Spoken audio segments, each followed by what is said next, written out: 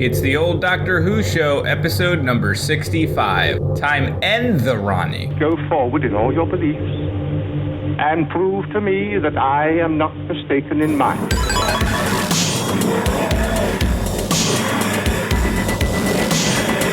You couldn't control my mind before, and you certainly can't control it now. Would you like a jelly, Toby? The TARDIS, when working properly, is capable of many amazing things. Reverse the polarity of the neutron flows, and the TARDIS will be free of the force field. But the TARDIS is more than a machine, Stephen. It's like a person, you see. The resulting reaction is Are you ready? Welcome back to the old Doctor Who show, your classic tri-weekly classic Doctor Who review podcast. I'm Dan. Eric. All right, We're trying something new, guys. Pretty clear. That was good. You guys got all that? People complain that we talk over ourselves too much, so I think if that's all we do, we'll be very good. We'll just talk over each other the entire... If we talk over each other enough, we'll come onto the other side of each other, and then we'll be clear again. So it'll be fine. Dan, hey. Is that a keeper? Are we keeping that? I don't care. All right. Who cares? Sure. This is number, 65? This is number 65. Lucky number 65. How are you, Dan? How have your 3 weeks been? I'm good. I'm a little jet lagged. You are, because you've come from the Midnight Sun. The land of ice and fire. Yeah, he's from Iceland. I was in Iceland for a week. How was it?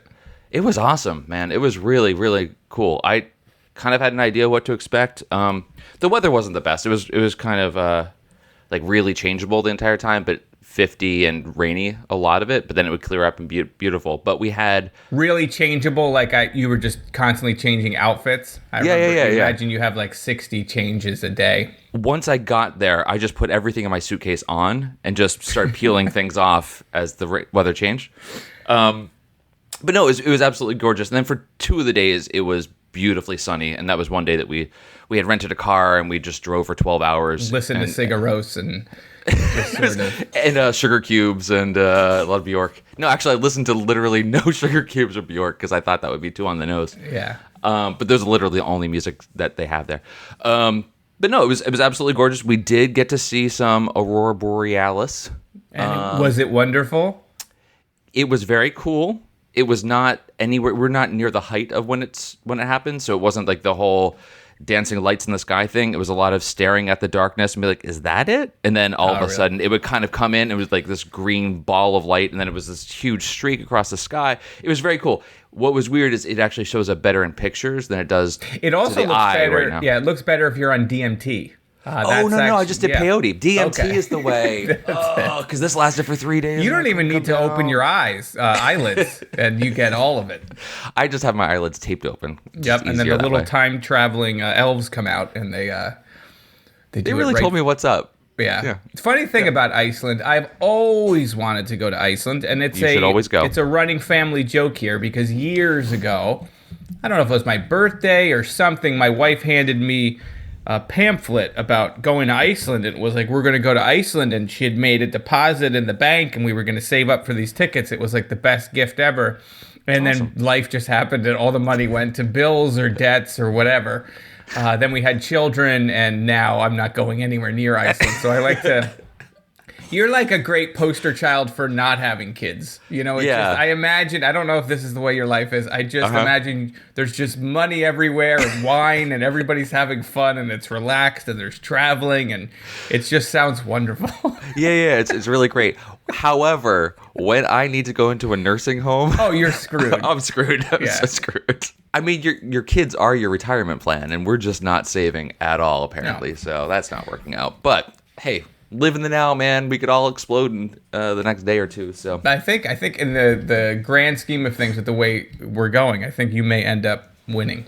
Yeah. Although I think my kids will lose. Yeah, my kids will help forage for items after the apocalypse when we're all sort of wearing our shoulder pads and. Do you have the whole Mad Max series on a loop for them just to know what's coming? Oh yeah, so they can train. It won't be as cool as Mad Max. It'll just be we'll all just be. Stuck. No, it'll be Waterworld. It's like all mid-level management world. where like the apocalypse isn't at all just looking for gasoline. It's just looking for old fax machines. Just Stop flogging your script for middle management world. We're both tired too. I should point out that it is 8:45. Dan is we're early. It's AM, so folks. for him, he's maybe. I've been up for 3 hours. It's early afternoon. It's after 12. So it's early afternoon for me. I'm tired because last night I was like, hey, it's 11 o'clock. I'm going to watch Carrie from 1976, the Brian De Palma that film. one. Hey, this is not that podcast, but are you watching Castle Rock at all? No, I know. I've been told that from my brother-in-law as well. I'll check it out. You like Stephen King, or I do like Stephen King. You read his books, a lot of his books? No, or? I mean I've read. People have all tuned out of our podcast. It doesn't matter. We're gonna jump to it soon, guys. I've Don't read worry. I haven't talked to him in a while. The Talisman and great one. I'm gonna reread that. And the Gunslinger. Any of those? No, I didn't read the Guns, and those were all supposed to be great. I read Doctor Sleep and The Shining. I said that already. I probably read like 4 or 5 of his books, but I missed all the big ones. Stand. Never read The Stand. Never read It. Never read Tommy Knockers. Never read. I'm just thinking of. It doesn't matter. Cujo. I pretty much only concentrated on books that Emilio Estevez had appeared in. So it's the what was the one where the Mac machine tells him to F off, and there's the truck with the goblin face on it. Shoot, that's if you know the name of that movie. That's from a short story, though. That's it's from one of the Overdrive. Maximum Overdrive. Maximum Overdrive. Yeah. Because that's the best kind of overdrive to get. When you can get all of the overdrive. All right, minimum overdrive is just no fun. Let's jump in Time in the Rani, because we're going to spiral into delirium. All right, hit the button, buddy. There's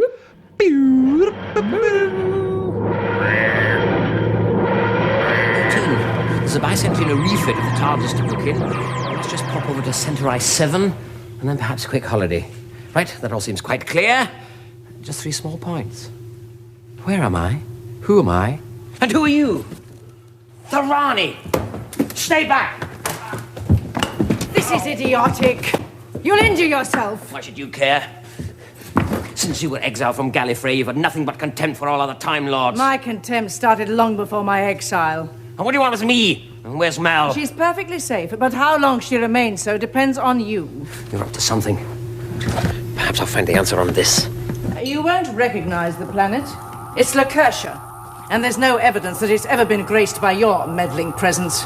You're trying to deflect me. So the answer is on here. Quarks. 1 up, 1 down, 1 strange matter. That asteroid is composed of strange matter. What monstrous experiment are you dabbling in now? This is Time and the Rani. This is the first serial of the 24th season, Dan. Has it felt like it's been the 24th season like for a really long time? And this is only the first one. Is that me? Is that right? I thought it was... Is it 24? Yes, it's 24. I think yeah, it's 24. No, I mean... Whatever. This is written by Pip. Yeah, well, it doesn't matter. Written by Pip and Jane Baker. They're now becoming a regular team here in Doctor Who world. Yep. Directed by Andrew Morgan. The TARDIS is brought down to the planet Lacertia by the renegade Time Lord, the Rani, who we had seen previously in another Rani story. Now, the Rani and her army of multi-eyed T-traps is that how you pronounce it? Doesn't matter. Yeah, have taken control of the planet and forced its inhabitants, the Lacertians, to help her collect geniuses for her glass menagerie, and perhaps woo some gentlemen callers in the process. It's Blurrosis. Well, really, she only uses one of the Lacarians for help. Everyone else seems to be partying down in the center of leisure, which is not to be confused with the Leisure Hive, which had that great fourth dimensional tennis we remember. Yep. That's the place to be. But if you can't make it there, go to the center of leisure. The Rani's plan is simple. Scour the universe for the best minds that can be then uploaded into a comically sized space brain and make that brain think of an alternative substance for strange matter. but it has to be light enough to load in a rocket, but still capable of destroying a strange matter asteroid as it approaches the solstice, in quotes. And you know what happens when a strange matter substitute destroys strange matter. Obviously, the explosions will result in the blanketing of the planet's atmosphere with chronons until it forms a delicious shell, while at the same time the gamma rays would make that giant brain bigger and bigger, filling up everything between the planet and the shell until it formed a super big giant brain, or as the kids like to call it, a time manipulator. Dan, what did you think of Time and the Rani? I'm just going to sit back for a second and applaud you on that delicious intro. That was fantastic. I think Thank you for that it was summary. a pretty easy plan. It was pretty straightforward. Clear, it was like A, B, C, you're done. Nothing could go wrong. In that whole series of events, there wasn't any one area where if something went wrong... it was the most obvious path to do it. I mean, it totally made sense. Yeah. I was prepared to really dislike this because we got a lot of feedback. By the way, thank you for all the feedback. We're going to spend about 3 hours at the end of the show reading everything you guys sent to us. We heard more about this story than any other story, it feels For sure. I think that's absolutely true. A lot of people just saying, I'm not watching it. We got a couple of people that are like, love your show, I'm out. You know, there was like that was where they were drawing the line, is the fact that we're doing these episodes. I, however, did not feel that way. I actually liked it. I liked it quite a bit. There were some weird. I mean, we'll get it. The plot itself was super convoluted. I loved seeing Kate Amara back as the Rani. She's just fantastic, and she got to do so much. Her Mel impression is fantastic. She's great. Seeing the way that Sylvester McCoy kind of leapt right into the role at first, and then kind of went off the rails a little bit, but that was very cool to see for me. Overall, it was actually a decent, not great, but I think it was a decent story. But we'll get into that. Eric, what did you think about it? I'm not as positive, I think, as you. I also, and this is the viewers or the listeners of our podcast, tainted my view of it because I had no idea whether I'd like it or not. And then I kept seeing tweets or comments or people talking about how terrible it was. So I was like, okay, well, how bad is it going to be? And then I watched it and I was like, it's pretty bad. So they're not wrong, I think. It feels... Just in terms of the way the show feels, it really feels like the 80s. Whereas before it was like, okay, Colin Baker stuff was like, oh, this is the 80s. But from that CGI new opening with the lasers and then the new fonts and the video generation of... And this is a long time ago. The effects aren't there. They are not. So who cares if they're using them? But it really dates it in that sense, where everything goes from sort of a gritty sort of film-like feel to this glossy kind of gross. Like, video is not a pleasant format. No, that's true. Someone actually let us know that we should enjoy the film while we had it because it was going to go all to video, and it's... Yeah, and it feels kind of corny, and now we see a lot of that because everybody's, into the 80s these days, so people are intentionally making stuff look sort of that way, either as a goof or ironically or as a nostalgia thing. But in any case, so that sort of set me off a little bit, not in a negative way, but it was like, okay, well, it feels a little bit different. Let's start there, though. Can we talk about just the titles real quick? I mean... Yeah, hate them. Hated. The music, I couldn't stand. That arrangement, it was all done on a synthesizer. The arrangement was not great. I really didn't like it. I didn't enjoy the music. I didn't enjoy the typography, the treatment of any of that. The logo. No, the spinning TARDIS coming in. As soon 5 notes into it, 5 seconds into the title, I just couldn't stand it. I mean, I'm glad they tried something different because why not? The show was almost headed for the scrap heap. So sure, let's try something. But that was I didn't like it. I like the.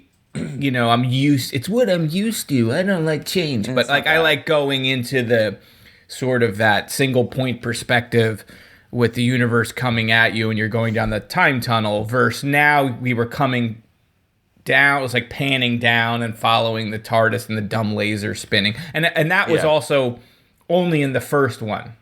right? We didn't see all the lasers and stuff because this is like one of the only times we get a cold open, right? Yeah, because we see the true. doctor, and I guess we'll have to talk about that. Yep. As Colin Baker, in quotes, become the new doctor. But yeah, the whole title thing was just weird, and the font, the way it was like written by, and then the by was like solid white with the. I didn't like any of that. It just was like, eh. I feel the same. But whatever. So that's just sort of a it set the tone thing, in a way that was not I didn't great. really like. I feel I kind of liked Pip and Jane in a lot of the other stories, but the last two that we've reviewed from them, they seem to skew too much into the slapstick. That just makes it dumb. Like there's a number of times where the doctor, we've seen him like do a point, and some character looks off, and then he gets out of the situation. We've seen that before, so they're not introducing that kind of goofiness into the show, but it feels really tired in this. So the doctor, at one time, I think that Rani has him, and he literally points, and she looks behind her, and he like runs away, and that's how he gets out of being captured. He hits someone else with his umbrella to trip them, and it's really kind of stupid. I don't know if it was necessarily the idea itself. I mean, yeah, it's overused and really hacky, but okay. I think the execution, the way it's executed and the way it's filmed and the way it's edited, it just feels tired. Like it feels like they're just nobody cares that much, and I'm sure they do care, at least the people making it. But it just felt like, ugh. And a lot of the people that wrote into us, and we'll get to this at the end, were like, oh, it really feels like a kid show. It feels like a kid show. And it does feel kind of like a kid show, only in a not necessarily a good kid show. Because I don't think saying something's a kid show should necessarily be a negative, because there are wonderful kid shows. It just feels like, well, it's good enough for an 8-year-old or whatever, so we don't have to put too much effort into making this believable or make sense from a character standpoint. Like, I don't know. It's a little it was a little weird. And whose choice was it to make the what are their name? The Lacratians run with their hands at like a 45-degree angle back, stiff. I just started laughing out loud. Which is not consistent. Sometimes they run and the guy forgot to do it. There's a handful of times towards like part 3 and part 4, but what a weird choice that was. Yeah, it started with Sarn, who was the woman who was first killed, that we see killed. And she's just running along with her arms back like that, and her hands kind of flapping behind her. And I thought, maybe is that her? But nope, that's a real choice. They really decided that's how aliens run on this planet. So maybe it's the atmosphere. Their genetics and biology is so much different than ours. Well, so we started off, like you said, with the cold open.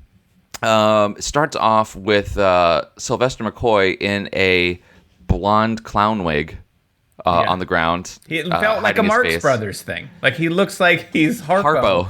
And his whole shtick too is very Marx Brothers, which I kind of liked. Yeah, I did too. But yeah, keep going. No, so we just start with that cold open. It just, for a regeneration story, there just wasn't a whole lot of time spent on the regeneration itself.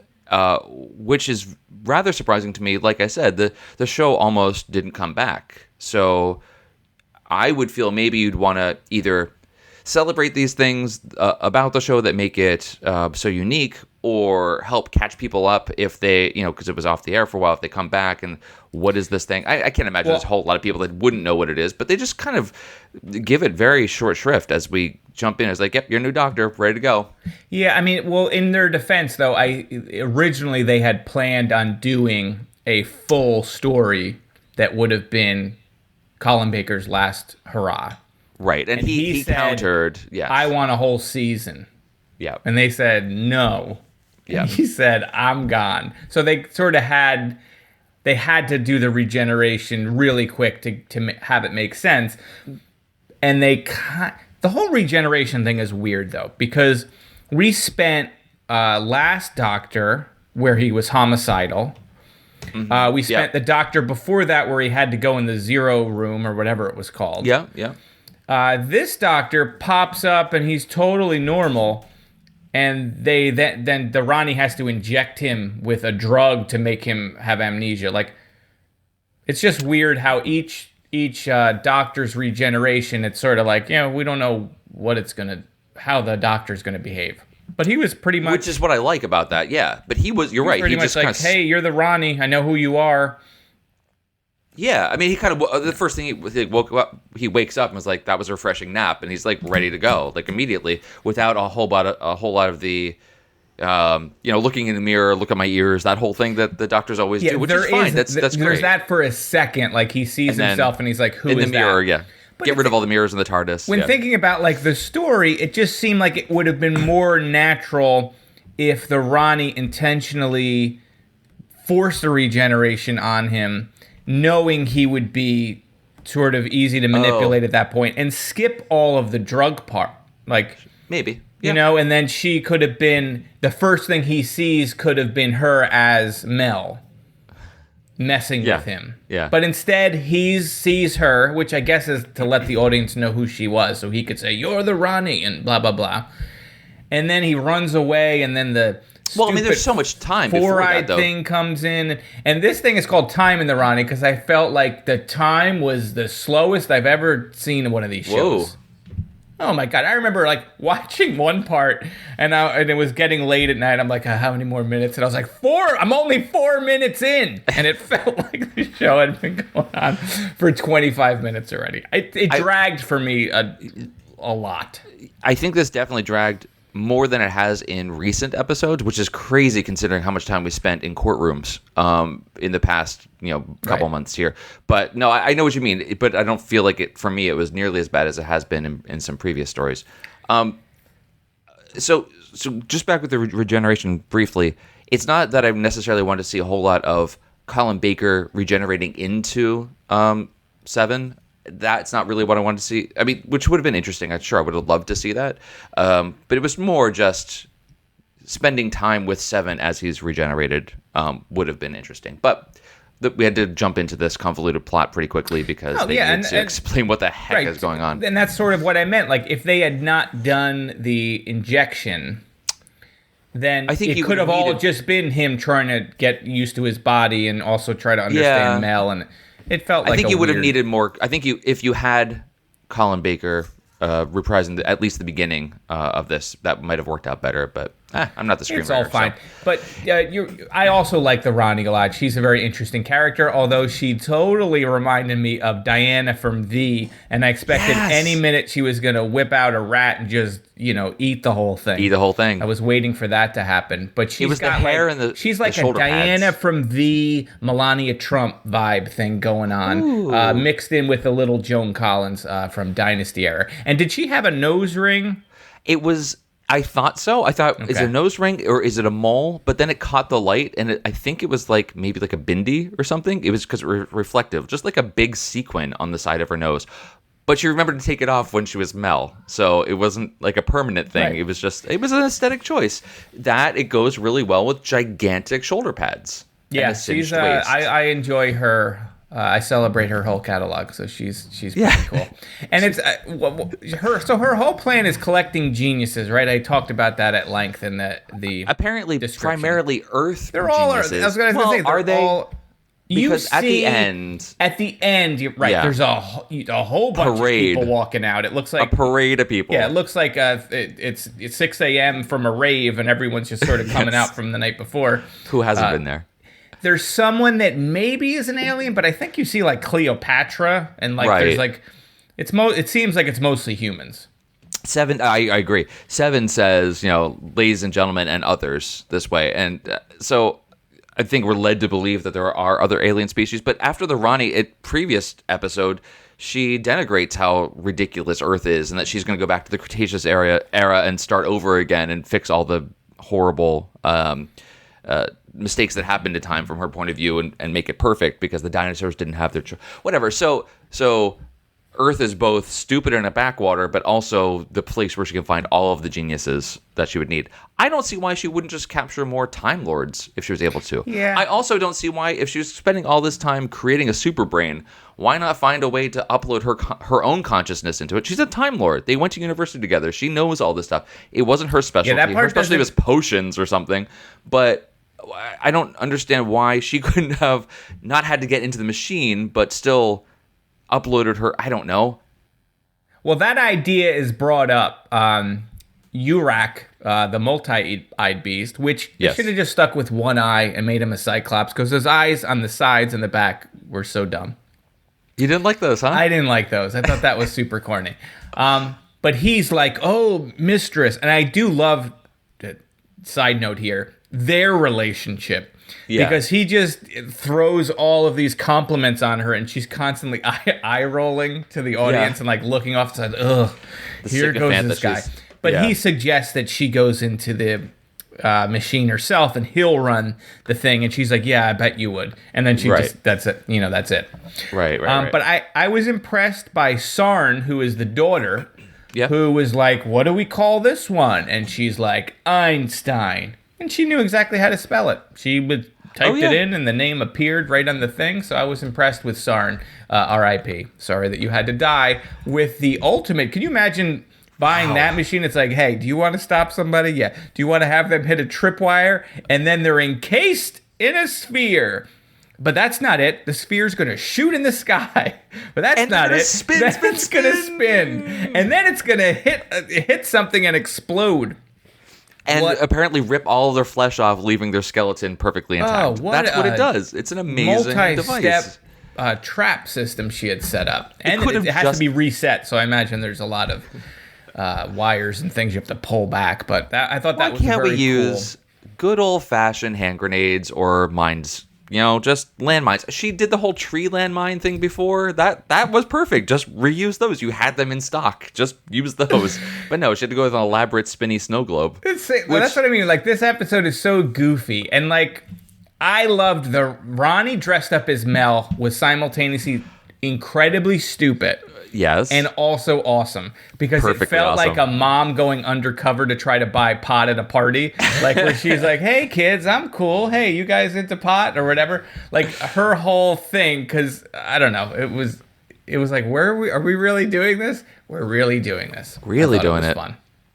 Yeah, no, I enjoyed that. I mean, but it was incredibly dumb, too. It's all. It made no. I mean, I guess it made sense. It was fine. She didn't actually need to dress up like Mel at all, because he did just the wig. She just needed the red hair and the squeaky voice, and that's all. Because he had no idea who she was and didn't remember what she was wearing, so there was no need for that. But I'm glad to see that there were multiple outfits set aside with the white pants and the shirt that goes all the way through to the pants to the shoes. I'm assuming it's a unitard underneath there, the matching shirt and warmer here's the look. Other thing. How does the Rani know her name is Mel? Yeah, I mean, she knows what she's wearing, because in the cold opening, she sees. And maybe I'm getting this wrong, but I thought that when the doctor comes to, she says, "I'm Mel," before he calls her Mel. I think that's so. How did she even know her identity, her name? Is she able to? Was she eavesdropping on the TARDIS, and how is she able to do that? They crashed the TARDIS. She crashed their TARDIS and goes in and collects just the Doctor, leaving Mel behind. Presumably, she could have read whatever she wanted to on the TARDIS at that point. So I'm not. That's not a thing. On her locker. It's kind of a silly. Is her name's written on her locker? I don't think that's the thing that's crazy. The fact that she was just leaves able. Mel there is kind of silly, because becoming Mel or impersonating Mel is a huge part of her plan. Don't just leave her. Yeah, what if she wanders in and now there's two Mels? It just seems like, come on. But how did the Rani get the TARDIS there on that planet? She had a gun.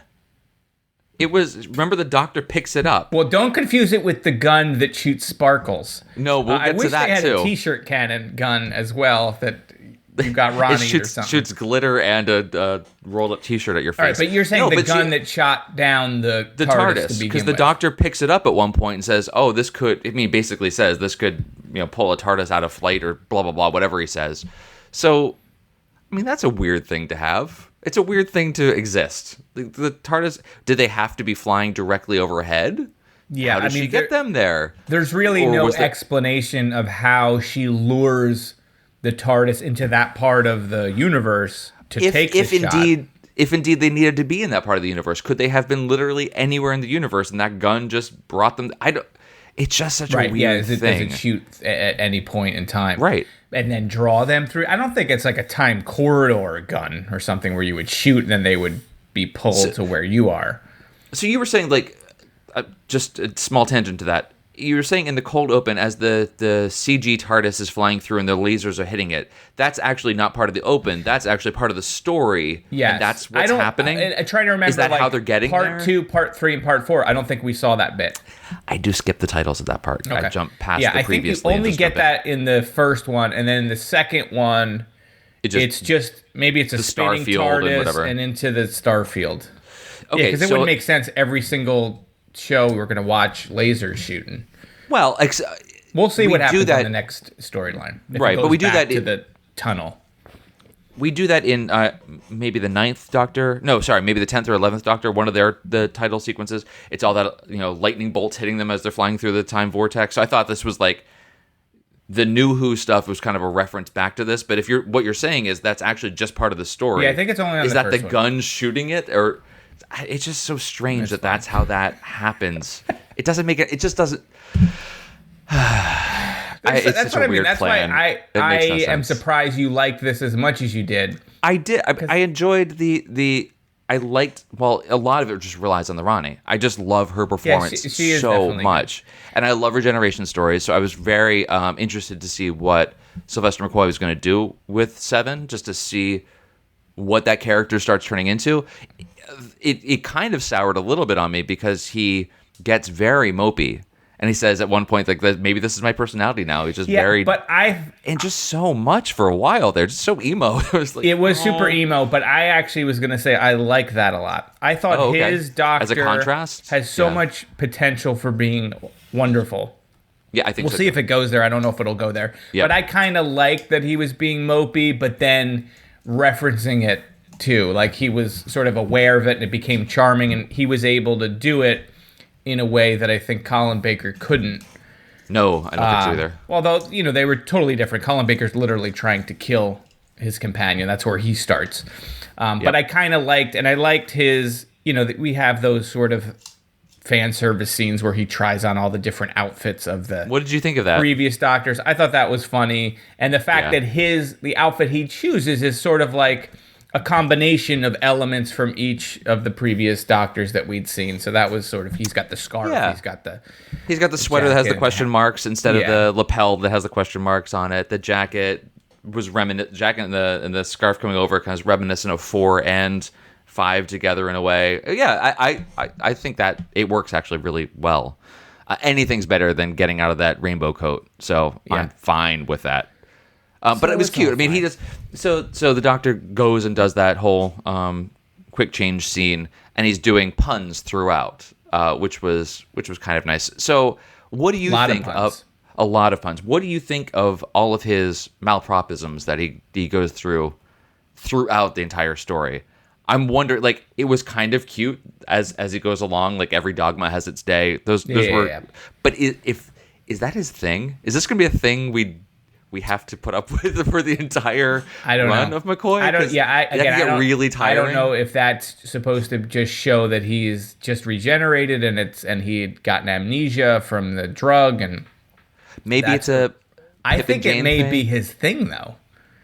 Yeah, I'm a little concerned about that. Well, we shall see. I mean, people listening to this now that know. Are probably laughing because there were several dozen of them throughout, and they were. What I liked about them is that they're not just.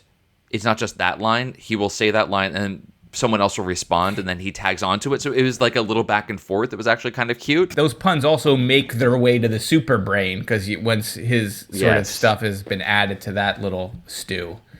Yeah. What a weird story going on in this whole thing, though. And that this is sort of later on, but when they let out those four-eyed monsters, was one of them carrying a VCR or something? It's like they open up, I don't know, they're all in like a cage, and like all of a sudden there's like 6 or 7 of them who we never see again.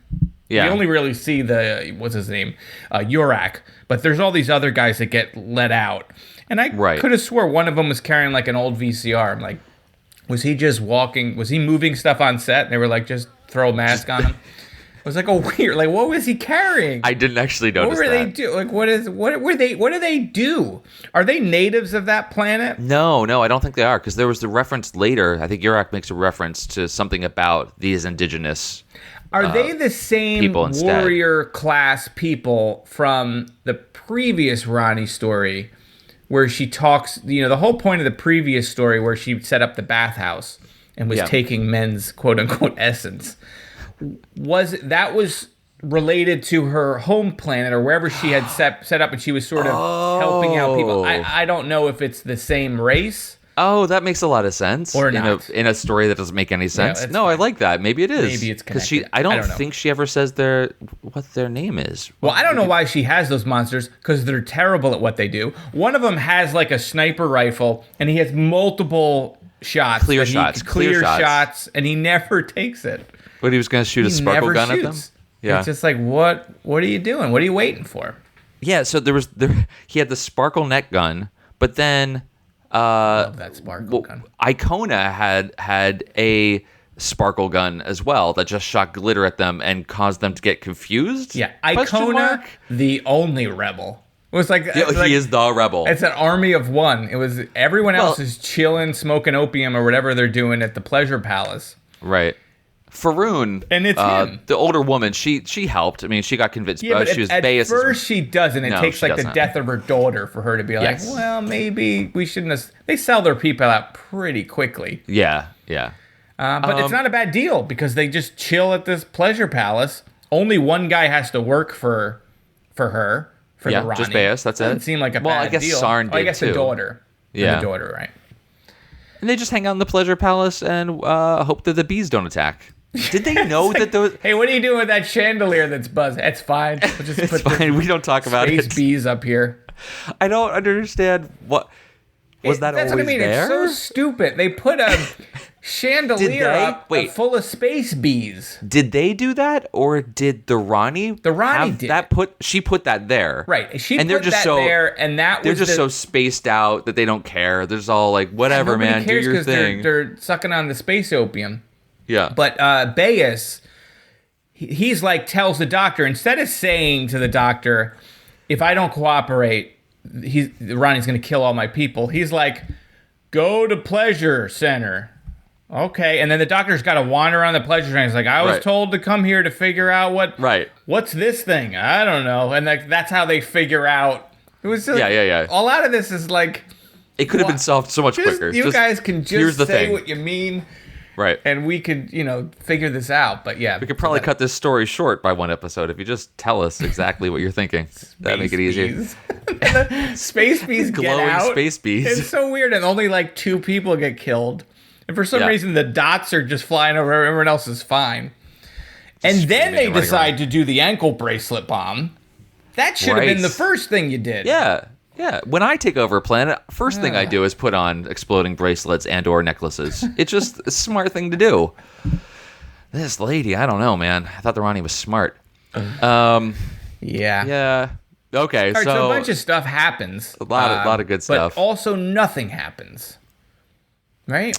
Yeah. There's a lot of like getting away. Like I feel like the doctor's back and forth. and then he gets away, and then he's caught again, and then he gets away, and then Mel's caught, and she gets away, and there's lots of that stuff. And then they need the doctor. She needs the doctor to put him in this thing to figure out the time part. Right. But the doctor had gotten away, and so then they capture Mel. Yeah. And then she's like, "You'll never catch the doctor." And then the Rani's like, "Yeah, we will." And then the next scene is the doctor's captured. She's like, she's totally right. But there's no plan for anything. Like, the doctor steals some device that is going to prevent her from doing something. I don't even remember what it is. Right. Doesn't matter. He does the trade with a hologram with a and then like kicks the dirt. Like it was such a dumb. He was like, she got me. I was like, are you not good at any of this? Like, you don't know that that's a hologram? Maybe he's still under the influence of that drug that the Rani hopped him up on. There's so many scenes like that where it's like, why is this scene here? Like, what is happening? Right. I mean, maybe we got spoiled by the fact that the last story was 2 episodes long, so they kind of packed everything in. It's just getting back to the thing where it's like, why say it in 4 parts when you could say it in 3? You could say this one in 15 minutes. This is a 15-minute one. And by the way, this plan, I don't think this plan would work at all. Oh, not her plan, the doctor's plan. So at the end, jumping to the end, he pauses the countdown. Yes. Not quite sure how, but he pauses the countdown, which then delays the missile launch. They do explode just enough the thing. Right. That doesn't stop the missile because the missile still shoots. That was after. Yep. But they say that this strange matter is incredibly dense. Where he says like, if this little tiny tabletop here would have the same gravitational pull as the Earth. Or something like that. If there was an asteroid of that size, that's going to be a huge gravitational pulling object. It would create sort of complete chaos, pull planets out of their orbit. If a missile was being shot, even if you delayed it 5 seconds, it's going to. Can you imagine how much of a pull a giant asteroid? If the Earth was the size of a table. Right. This is like a massive, like there should be almost black hole forming. Right. Everything, being shoved. I don't know. It doesn't make any sense. You're right. I mean, is this the part in the show where we insert the explanation from Dr. Neil deGrasse Tyson? All right, hold on. No, Dr. Neil, can we get in here and talk about the other thing that I don't understand? But you're absolutely right, though. You're absolutely right. Yeah. The solstice. Now, to my understanding of the solstice, we're as close as possible. Right, or furthest away from. The poles, the angle of the Earth is tilted closer to the sun for the summer solstice. And the axis of the Earth, the pole of the Earth is tilted away from the sun in the winter solstice. In reference to the asteroid being in the right position. So that's not really what a... But can't you just change the angle of the rocket and shoot it at any point? That's a huge flaw. Okay, either don't have a fixed ramp for the rocket, A, or have a guidance system on the rocket so you can steer it, or any number of other diabolical genius things you could think of. It was the really small little flaws in their plan that could have been so easily remedied if the Rani really wanted to. She should have just knocked the doctor out and put the fake strange matter in his TARDIS and sent the TARDIS to the asteroid wherever it is. I like that. But it was just weird the way they kept talking about the solstice, and I was like, was there going to be more to the solstice? There isn't. It's just it's really because the Rani is Wiccan. And she's it's a holiday thing. That makes sense. That's the only time she had off. Circle of explosions that look like a pentagram. That's right. So we've nailed that one down. Thank goodness. Yeah. Undercover mom. Yeah. Undercover mom. We got that. You know where I can get any pot? Do you guys take the pot? Yeah. So you actually liked the monster costumes for Urak and the Tay-Traps? No, I didn't like it. I thought that they reminded me a lot of Star Wars fans will know that I think he's in Jabba's palace. It has like 3 stalk eyes. Yeah. You know what I'm talking about? Yeah. Reminded me a little bit of that. I don't know what race that is. But it had the 4 around and the way that it had the vision and it was dumb. It was like it would, and that was kind of cool that they committed to that. So it was like, there's all these things, and they're like, okay, every time you see his POV, we're gonna see, overlapping as the eyes come together, images. Yeah, which seems like he could never get anything done. It seemed too chaotic. Because the doctor's about, in the very beginning, when we first see this POV, the doctor's going to destroy a machine, whatever it does, with an umbrella. And then the guy comes in, and like 15 minutes later, the doctor still could just destroy the machine. He's just going to wait. He's going to wait it out, and then he gets knocked over, and then he's not out cold. Yeah. There's lots of that stuff. There's lots of exactly. I know. Yes. The action scenes are so poorly done, but with very not little very care of like trying to make it look like it means anything. I think they spent a lot of the time in pre-production where they would have done the combat scenes just doing getting the running right. They really wanted to get the way that the Lakoshians run. So they just did that for weeks on end, so they get the right angle. They were just really silly. The fight scenes just didn't really do much. Not that the show was really well known for those fight scenes, but they were particularly egregious here. Well, this is 1987, so they probably spent almost all of the money on that CGI opening. I think that was probably ate all of the time and the money. But anyway, really speaking of this story, Mel. This is our third Mel story, right? Because she was in the Ultimate Foe, and then whenever she was introduced in the Vervoids. Yes. Was the Vervoids that she was introduced? Doesn't matter. Close enough. It wasn't the Vervoids, but don't correct us. We don't care. Doesn't matter. We saw her before Ultimate Foe. That's all we need to. Let's just lay it out. No, it was Vervoids because she was out on the starship and the mining ship and blah blah blah. Okay. Yes. Okay. Yeah, I couldn't remember if the Vervoids is the shaved head Perry, or if that was a different one. Doesn't matter. What did you think of her? Or what do you think of her? Because now this is her. We've been with her long enough to know if she's enjoyable. Well, I think she was more. This outing for her was much more similar to the way she was in the first, where she is more competent. She has agency. She takes action. She's thinking, of course, because she's always just the nature of the show. It's always the damsel in distress, but she at least has some facility to get herself out of a jam, to talk her way out, to have some sort of action of her own. I really do like that, as opposed to sometimes we see a little bit more passive companions. And she didn't have, honestly, a whole lot to do. She didn't have a lot to do previously in the previous story, right? So I was going to say, with this story though, did she have a lot to do?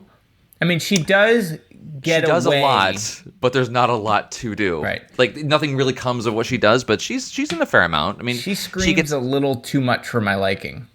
Yeah, it's kind of like a piercing. It's the tone of her voice through your brain. Yeah, and it hurts. It's as though glass has gone directly through your cortex. Yeah, she did get to get hung upside down, like Luke on Hoth, which was kind of fun. Oh, I'm glad you said that. Good. Explain the ending when the Rani is going to escape. Her part of her plan is basically to destroy the entire planet, turn it into a time manipulator. And she doesn't care about the four-eyed beasts. Right. The four-eyed beast overhears this because they've got speakerphone on in the other room, and it's picking up everything that she's saying. And then later on, him and all of his brethren sneak into her TARDIS, so when she splits, they turn on her. Yeah. And they hang her up. But everyone's hanging up but the one guy. Why are the other ones hanging up? Because they're like bats. There was the one So they're just sleeping while I think they're just hanging. That's how they just chill out. It just seemed weird that only one of them's on the ground yelling and everyone else is also hanging. It's like, did he capture all? Like, he taking? It was a weird choice. But I guess they're right. So now they've captured the Rani, and they're going to use her to make plasma that they can eat forever. I guess that's the goop that was running down the into the pit, because there was a whole bunch of the Tate traps that were underground in a cage or something. Right, with the VCR, like watching old with the VCR. Simon they were watching. But they would. Who was feeding them? Like it was. What's his name? The Baeus, the one that was the collaborator. Was he feeding them the goop that would come down between the stairs? I don't know. It was just so weird. Every once in a while, they would just go down those stairs, and you'd see that they're there, but there's no point to any of that. No, at most you ever see is Yurak, and then there's the one guy that helps him. Those are the only two that you really see that of doing anything, really, besides the ones that kind of threaten the Doctor. Okay, whatever. That all happened. All right, so I feel like we've covered everything, right? We've pretty much covered all the high points. There's other plot points maybe we're missing, but all in all, I really didn't like it. You kind of liked it. I didn't dislike it as much as I thought I might. So yeah, it was a middle of the road kind of story for me. It was a low point. Yes, for a first Doctor story. Yes, or a regeneration story. You like Sylvester McCoy? Yes, so far I like him. With the worry that the malapropism thing is just going to get overdone. But so far, I like his energy. I like that he has a range. Like I said before, he was kind of emo, and I didn't mean that to necessarily be horrible.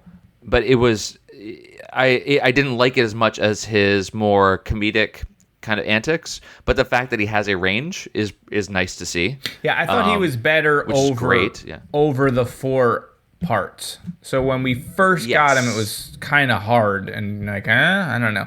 And then he got sort of progressively better. I think there's a ton of potential for him to be a great Doctor. Yep. This was not a great story, so we'll see what happens next time, and maybe we need a Pip and Jane break, perhaps. Maybe, maybe that's part of it. I like him because I feel like he's kind of the best parts of the second Doctor and the fourth Doctor in a way. He reminded me a lot of Patrick Troughton. Yeah, that sort of like I really like that. So hobo, like what's not hobo? Is it? But like it's like a funny, clowny kind of. Yeah. Like Troughton had his recorder that he would play. McCoy was playing the spoons at one point, which is kind of, I mean, it was silly, but it was fun. It was something different. Yeah. So, and he's definitely got interesting mannerisms and the way that he's able to put things together, the way that the Doctor does, but his logic seems a little bit different than others. I have high hopes for him, even if I don't have super high hopes for this particular season. Yeah. So yeah. Well, I would say I feel better about where it'll go from this than I did on the Twin Dilemma. Oh boy. Of where it would go with Colin Baker. And that's not a dig against Colin Baker. I feel like Colin Baker didn't have a chance. It's a dig against those twins. It's a dig against whoever's putting the show together. I think it's that JNT guy, right? We're going to blame somebody? Still. Let's just blame him. Let's blame him. For sure. All right, so I know we have a number, unless you have anything to add, we have a number of comments, tweets, reviews. We have a ton of feedback. So in order to keep this show from being 5 hours long, we're not going to read every part of everything, but we did read it to begin with. So we read everything. A lot of what you had to say, for me at least, kind of fit into what I kind of went back and looked at this. There's a lot of good insight there. So thank you very much for taking the time to email us, to tweet at us, also especially to write reviews, which we have a number of. So thank you very much for that. But let's just jump into... you want to start with emails? We got emails. I think we should do emails first, Dan. Okay, awesome. So first of all, from Luke Weber, he says, hey, Eric and Dan, I just wanted to say I've been binge listening to the podcast to catch up for the next round of Classic Who reviews. I'm now with you at Colin Baker reviews. I know he comes across poorly, but it's widely known now that Eric Saward didn't like the casting of Baker, and as script editor made him a bit of a mockery. Yeah, we kind of saw that in the Saward's exit in the previous season, so that definitely came through. So thank you for that. It wasn't until he was sacked from... Until he was sacked from the show. I think it's sacrifice. I was like, it just got sacrifice. Dark. Like stones and blood going on. They got to keep the show on the air. They got to do what they can. And he also does. Luke recommends that we check out some of the Big Finish stuff, especially some Eighth Doctor stuff. So we will definitely do that. And Luke, also thank you for the recommendations of stories to come back to when we go back around again. So thank you very much for that, and also for the 5-star review, which is kind of awesome. I think we might have that later. Yeah, so that's cool. Thank you very much. Paul Paranoid writes to us. He says that he's sad because he can't stand the McCoy era, and he thinks he's going to step out for a bit. Paul, you've been tweeting at us and writing us a lot. So if you do step away, we're going to miss you. But hey, maybe we'll make the McCoy era fun. So maybe you should stick with us. He says he actually stopped watching when Bonnie Langford was cast. He sees why they went that way, but he couldn't take this show seriously anymore. She's so 100% musical theater. I think that's a pretty good description of the way that she performs very big, shall we say, to the back row of the theater.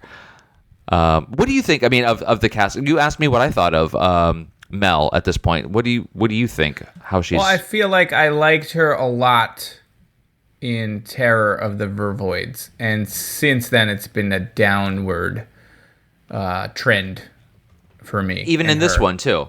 Yeah, I just find her to be kind of annoying in a way. Like, it's too much screaming. I just feel like she's always screaming. More so than any of the other... I mean, there are a lot of companions that... I don't know. I just feel like she's a little too bubbly for me, I think. A little too, like... Was that Crazy Frog? That was... Yeah. No, but we'll see. I mean, I don't know how much longer we have with her, although at the end of this, the doctor's like, you'll get used to me, but I know that Ace is coming. Gabbo is coming. So I don't know if Mel is on for another couple stories or if she's out next story or what, but I don't think her time with us is going to last too long. Okay. Well, we'll see. I right. gave my feelings. I think she's pretty good. So thank you, Paul, for that feedback as well. I know there was a lot more, but we read it all. Just not going to read it all at the moment. Todd Stutz writes to us, says, regarding The Ultimate Foe. I finished listening to your review of The Ultimate Foe. I wanted to comment about some things that were said about Colin Baker. I agree with you that his first season was not good, but I believe that he was hitting his stride in the second season. I think we said kind of the same thing, that he did get better as he went and figured out what the character was going to be. Goes on to say, at that time, he said he wanted to play the role for longer than Tom Baker did. If it had not been for all the madness that was going on at the BBC at the time, he very well could have accomplished that. It would have been great to see what he could have done with the role if he had been given the time to play it longer, but the odds were against him. You said that you would start reviewing Sylvester McCoy's time as the Doctor, and I will tell you right off the bat that his first season was not very good at all. But, like Colin Baker, he started to hit his stride in the second season as well. Thank you for that foreshadowing. Hopefully, if we hate this season, that'll be enough to keep us going. Goes on to say, Tom Baker will always be my favorite Doctor, with John Pertwee coming in a close second. I look forward to reviewing more of Pertwee's time as the Doctor when we come back around again. So, thank you very much, Todd. Yep, I look forward to doing those first three Doctors in more detail as well. Todd does go on with a whole bunch of thoughts about this particular story, and I got to tell you, I watched the story, wrote up my notes, and then looked at what you wrote to us, and there's a lot of similarities here. So if I repeated any of your points, it's just because we were very in sync there. But there was one that really stuck out to me that I even noted as well. When Mel's being dragged along the rocks in those white pants, they never get dirty the entire time. And it did actually bother me as well. Yes, that totally it really sense. It did bug me. She's wearing the brilliant white pants. They never got dirty. And then the fact that the Doctor also is with the Rani dressed as Mel, and then he sees the other Mel, and he never thinks like, well, wait a minute, this is weird. They're both, and then the Rani Mel is like, oh no, that's the Rani, and he's like, oh yeah, it's just kind of like. But he had that moment where he was looking at the Rani, and then Mel's face was superimposed. Yeah. So he already had that inkling, and he had said he's already something was wrong. He's suspicious. He's suspicious already, but he immediately just assumes that it's fine. Everything's fine. Yeah. Go on. Super weird. There's a whole bunch of points here. They were all, thank you very much. Does the Rani have a Louis Vuitton TARDIS? Is nice. He actually points out that the brain comes up with what this material should be that goes into the rocket ship. There's a name for it. It flashes the name on the screen, Loihergil, which Todd points out is an anagram for Holy Grail, which is kind of nice. I didn't realize that. There must have been some reason for why they say the name of it, because at that point it's like, just who cares? I did go and look to... Yeah, right. It's like, really? It could have been anything. It could have been, like a chemical composition, like notation or something. But no, they went with Holy Grail instead. But anyway. Adamantium. Thank you for all of the feedback. Holy Grail. Holy Grail. Yeah. Great. So that was pretty awesome. And you pointed out that the Doctor getting injected into the brain caused it to go psychotic, which was a lot of fun. That back and forth with all the different voices was a lot of fun. Stupid, yeah. So I thought, hey, one person's stupid is another person's good time, as we know. So thank you guys for all the emails that you sent to us, and the other emails that you sent that give us recommendations on stories to catch the second round. So we have a bunch of those as well. So thanks for that. If you want to add to that email, it's the old Doctor Who show at gmail.com. Yes, sir. On the Twitter machines, we had a bunch here. So I'm just going to quickly look at these. World Enough in Time, which is a podcast that I checked out while I was on my flight over to Iceland. It's a brother and sister duo doing reviews, but they had been watching the show since they were kids, so they're coming back and rewatching them. So it's kind of fun. It's their dynamic is really cool. So. World Enough in Time responds to us about this story, saying the 15-year-old me thought it was the worst story ever and the final nail in Who's coffin. I didn't believe that the series could turn around after this, but it did. Thank you for that note of optimism. Eventually. In a story of utter stupidity, they chose to have the Lecarians run. It's usually the stupidest thing. Right? The way they run. That was a choice that somebody made. And I wonder if it was the actor. If the actor was had been up all night working on his part and writing in his notebook, my character likes to eat potatoes. And then he was probably on set. Backstory. What if I just ran with my arms back and the director's like, yeah, I don't care. Do it. But then he made whatever you want. We're done shooting at three. So. We're losing the light. But then anyone who ran had to run like that. So that was a strong choice. Well, for the good thing is you only get one Lecarian. Sure. A librarian outside. Really, you only get that one guy running around. Well, and Sarn dying before she gets spun off. She's running. So you're right. At one point, there's two in the field. Speaking of that, so Sarn gets picked up in the snow globe, spun around, hits a wall, and dies. Mel gets picked up in a snow globe. Bounces all over. Ends all around. In a stream or a little small lands in a lake. Yeah, luckily for and her. Then he unhooks the bottom. There's a lot very of... MacGyver-y. I do like the MacGyver-y stuff, because also when they take off the ankle bracelets... They took it off. The doctor's like, whoa, wait a minute. If we just connect a wire from this point... Where am I going to get a wire from? To that point. It's like, well, that Where am I going to get the proper wire? They pulled it out of one of those 80s light things that had little fiber optic filaments that came out. It was great. It was great. They should have had lava lamps in the back. It would have been perfect. Thank you, guys, for responding to that one. On Twitter as well, WJ Bird says, outstanding FX. Huh. I take issue with that. But you can tell Sylvester's not been given much direction and told to just wing it. He's a breath of fresh air, though, and I love his costume. Agreed on those latter 2 points. The first one, questionable. Wait, what was the first one? The outstanding effects. Oh, okay. Yep. Glitter guns. That intro alone is enough to ding it. He goes on to say, I remember thinking I wanted Kate O'Mara as Mel permanently. Yes. A bit harsh on Bonnie, but she was actually better at being the character. Yeah, sure. Yeah, I can see that. And again, I don't mean... More Kate, I'm with that. I feel like, it's not because I don't like her, has nothing to do with her as an actress, because I feel like I have seen her do good work, or what I thought was good work, which was the Nancy Drew-ish. I'm trying to figure it out. Yeah. I don't feel like we got any of that in this. I mean, she does she is sort of active, and she's trying to get to the doctor, and she's escaping her captor, and all that stuff is cool, but I feel like she's not really figuring anything out.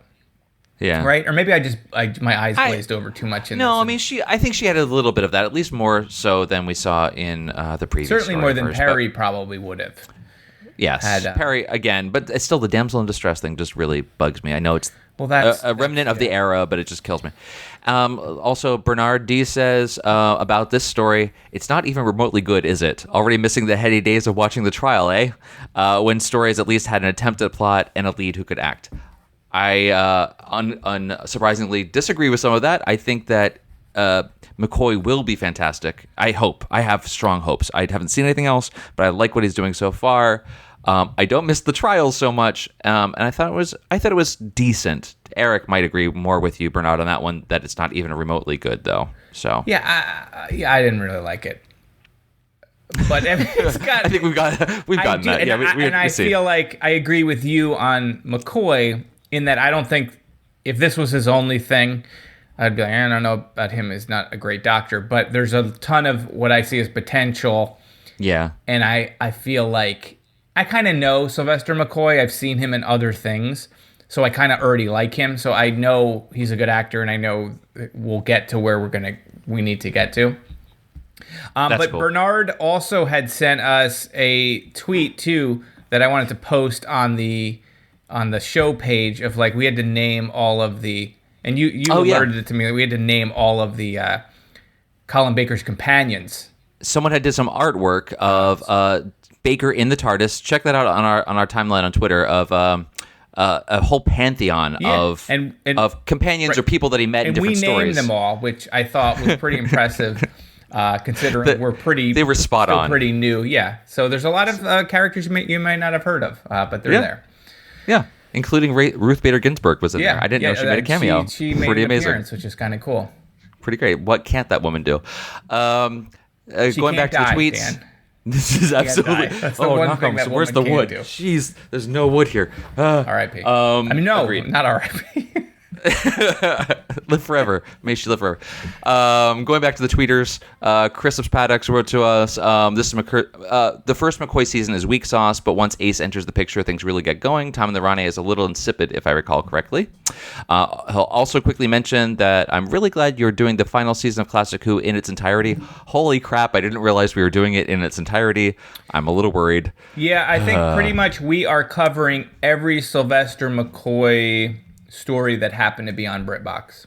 Yeah, which is everything except any Dalek ones, I would guess. Now, to back up a little bit on that person's comment, so Kristaps, did you take from that we'll be with Mel for this season, and then next season will become Ace?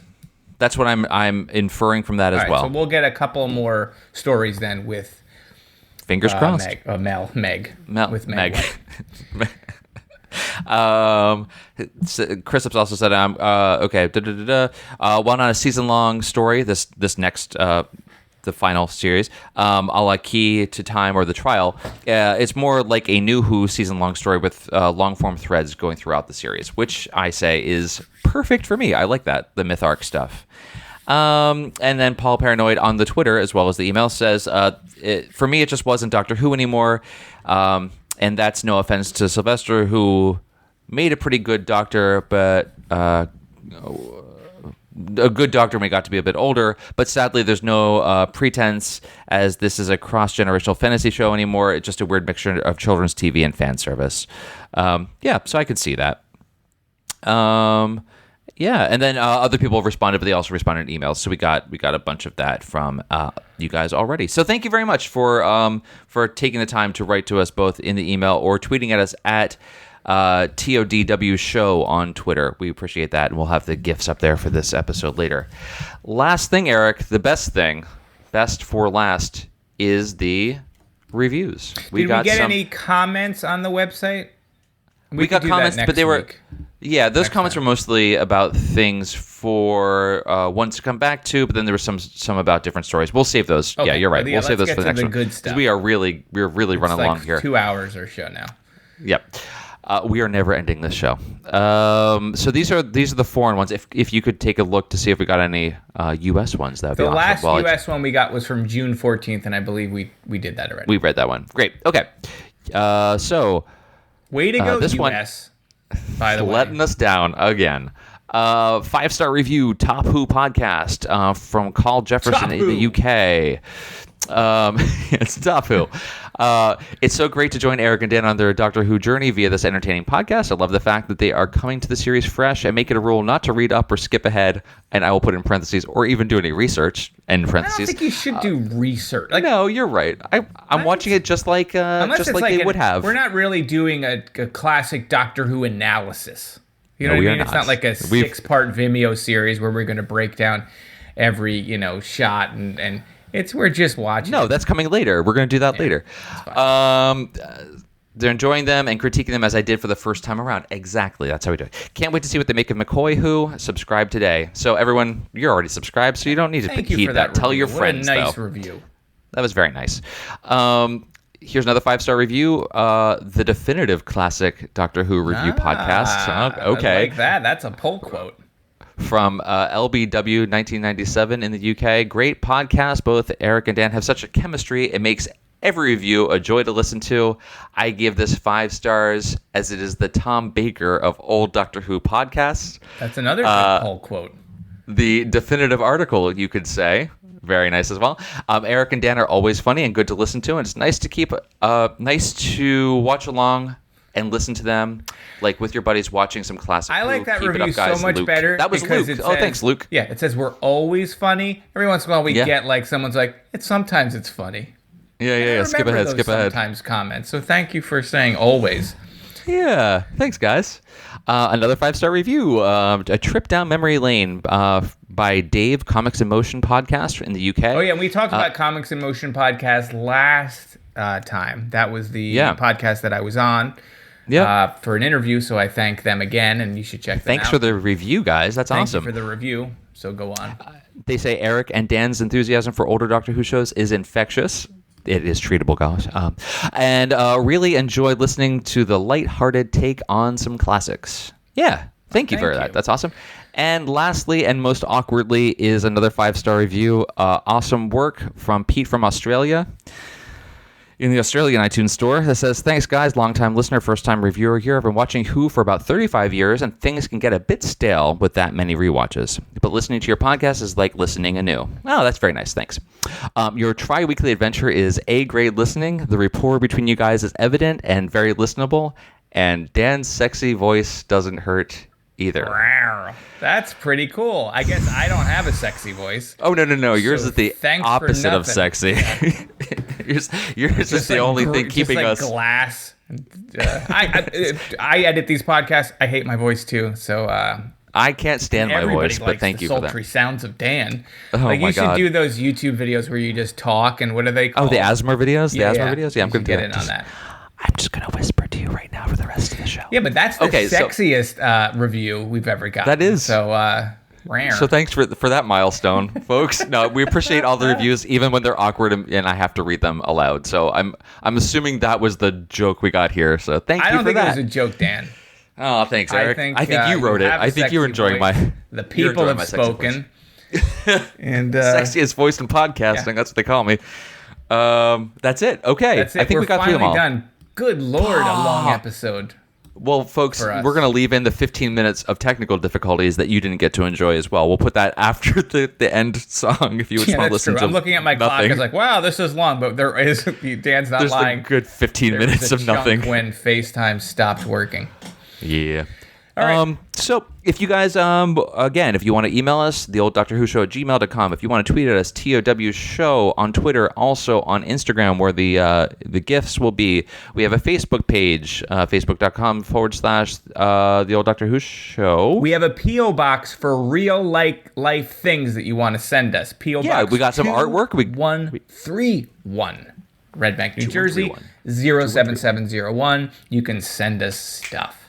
Send us anything you'd like, and no, don't send us appropriate things.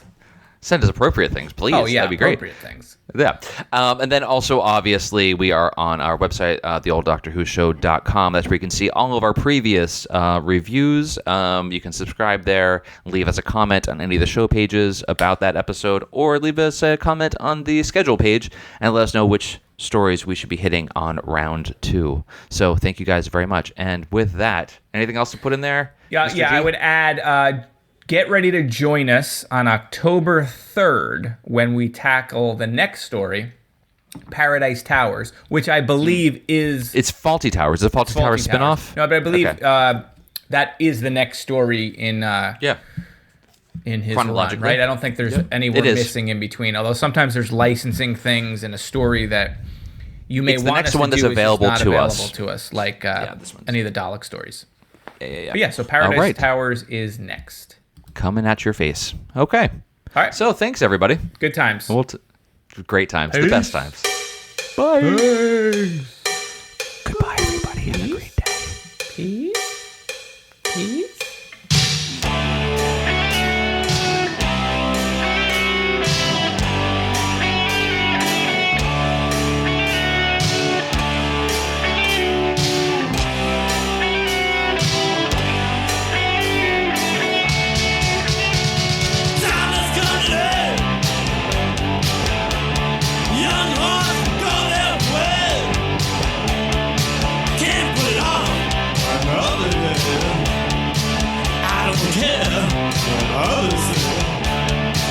They say don't listen. Anyway, time is going to end. Hey!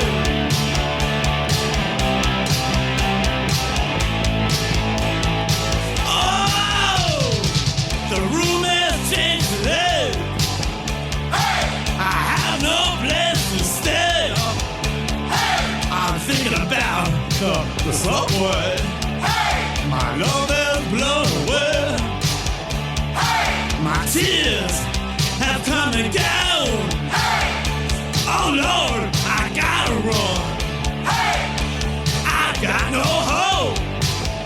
Hey! Oh, I have no home. Hey! Oh!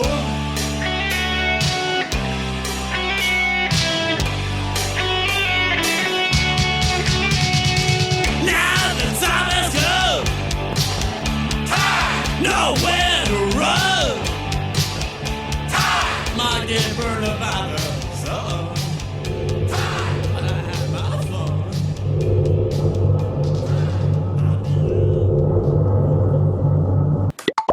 Where's my robot? You know?